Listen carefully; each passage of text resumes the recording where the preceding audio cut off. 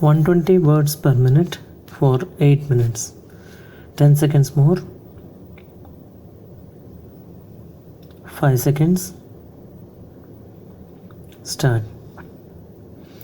Sir, the passing of this constitution for an independent India can be called without exaggeration the realization of a great dream of 400 million people.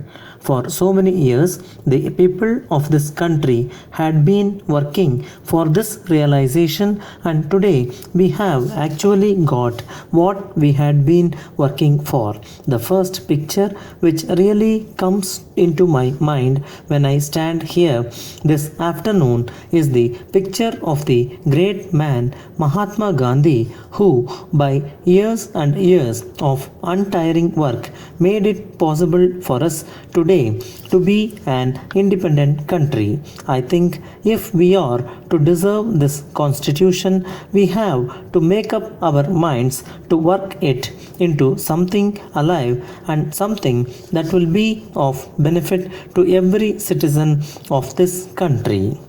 I know that the Constitution gives us in the fundamental rights equal status, adult franchise, and has also provided for the removal of untouchability and things of that kind for which India had been fighting all these years. But all these things appearing on paper is not enough if we are to make this country happy and prosperous.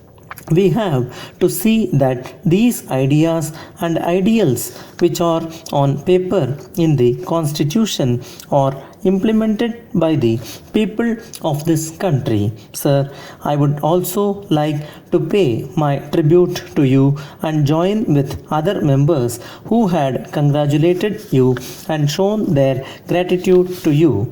All members of this assembly will always remember you with great affection and esteem, and we will always remember the kindness and consideration you have shown towards every member of this house. We have also to pay our tribute to Dr. Ambedkar and the members of the drafting committee and the secretariat of the Constituent Assembly for the very hard work that they had put in for so many weeks and months. I know their task has not been an easy one, but they have overcome all difficulties, and thus we are today on the eve of passing this great constitution of our country. I feel that the constitution actually rests on two pillars: fundamental rights and the directive principles of state policy. The fundamental rights of the people of India are guaranteed in such matters as freedom of speech, association, and worship. The last is a very vital question to the people of this country. The Hindus have always been known to be tolerant towards all religions, and we have put that down in our constitution so that there will be no mistake about it, and nobody can say that our constitution did not include freedom of worship to every citizen of this country. Now it is for us to see that this constitution is worked properly so as to bring about the democratic state in India for which we had been working and hoping for. And when we bring this about, we must see that not only the rights are assured to every citizen, but that he knows his duties and responsibilities towards the state. His freedom should be so used as to be of benefit to this country. Freedom is not to be used for doing anything that anyone likes. As it is so often said, freedom does not mean license. Let us hope that in the years to come, this constitution will be considered as something worthy of our country. Though there are many who find fault with a great number of clauses in it, I hope they will remember that when we were going on with this work of constitution making, India was passing through difficult times, very unhappy times, and our task was a very difficult one.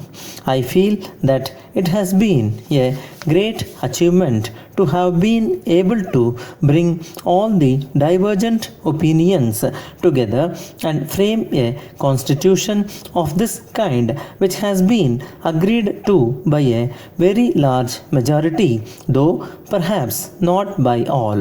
A great many members of this house have been praising this constitution, and there has been a certain amount of criticism also.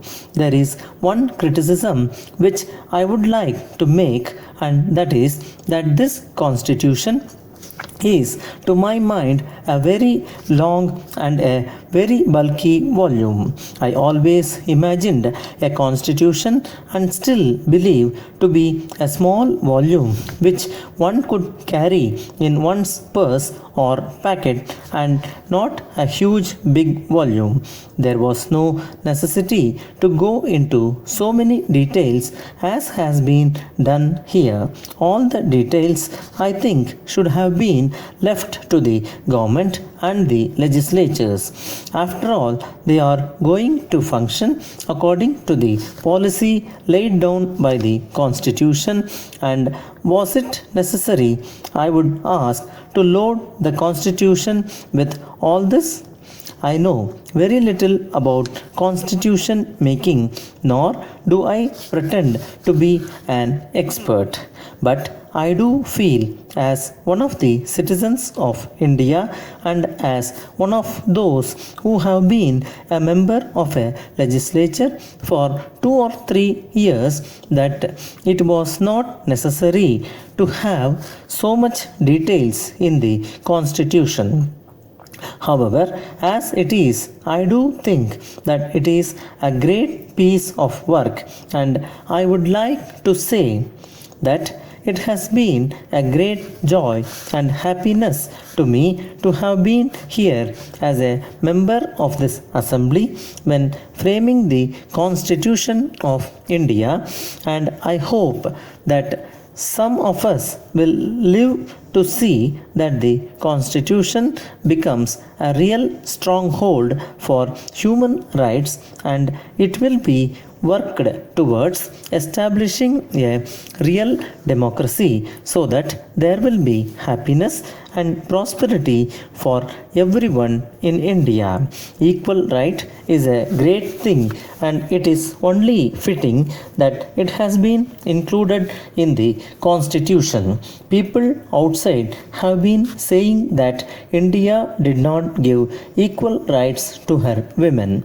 Now we can say that when the Indian people themselves framed their constitution, they have given rights to women equal with every other citizen of the country. That in itself is a great achievement, and it is going to help our women not only to realize their responsibilities but to come forward and fully shoulder their responsibilities to make India a great country that she had been. With these few words, sir, I strongly support that the Constitution may be passed.